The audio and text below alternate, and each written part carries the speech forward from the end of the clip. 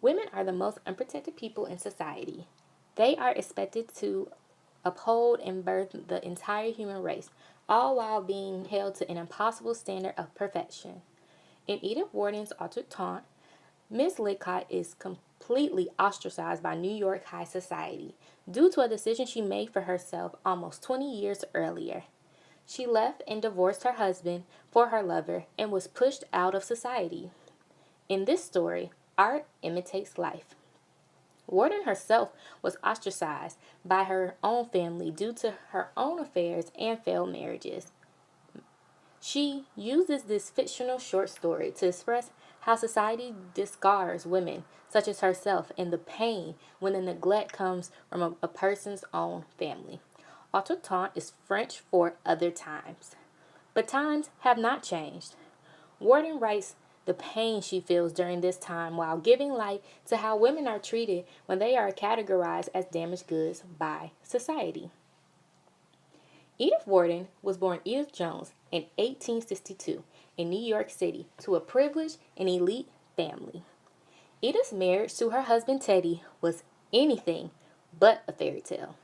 Their marriage dealt with infidelity on both sides. In addition to their marital issues, Teddy also battled with mental health. Women in adulterous relationships have long been treated more harshly than men.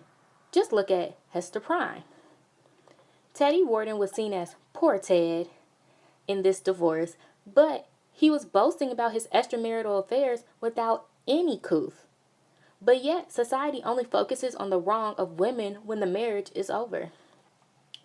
In this short story, Miss Lidcott has been in Europe for almost 20 years because she had an affair and left New York with her lover.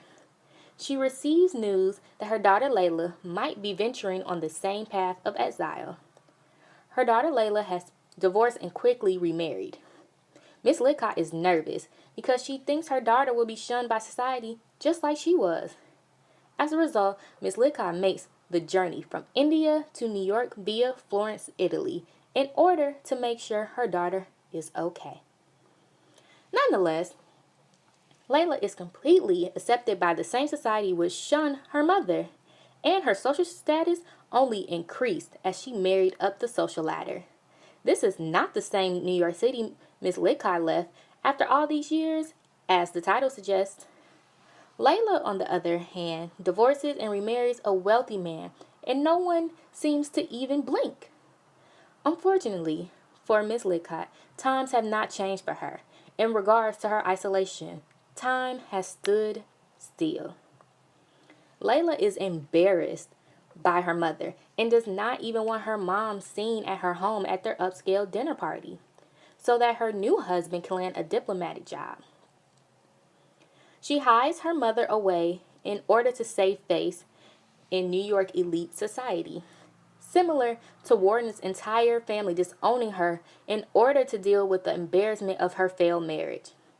Miss Lidcott expresses how she feels about the new New York that accepts her daughter's scandal on page 320. It's simple that society is much too busy to revise its own judgments. Probably no one in the house with me stopped to consider that my case and Layla's were identical.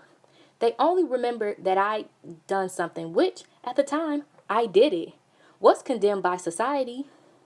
My case has been passed on and classified. I'm the woman who has been cut for nearly 20 years. The older people have half forgotten why, and the younger ones have never really known. It simply became a tradition to cut me. And traditions that have lost their meaning are the hardest of all to destroy. It is completely disheartening that after all these years, with the times now changed, that Miss Lidcott is still not accepted into society. However, what cuts her the most is that her own daughter cannot even put her posh life aside for 1 second and stand up for her own mother. In conclusion, great pain and solitude can result into beautiful art. Edith Wharton, who uses the exile of her family and the pain of never having her mother's love fuel her art. In this short story, even though Miss Lidcott and Layla made the same Choices, some 20 years apart, Layla is embraced by society, while Miss Lidcott remains ostracized by the elite New York City. It is truly ironic, because if these were truly other times, Miss Lidcott would be able to have her place back into society, but instead, she must go on as a forgotten woman to everyone she once knew.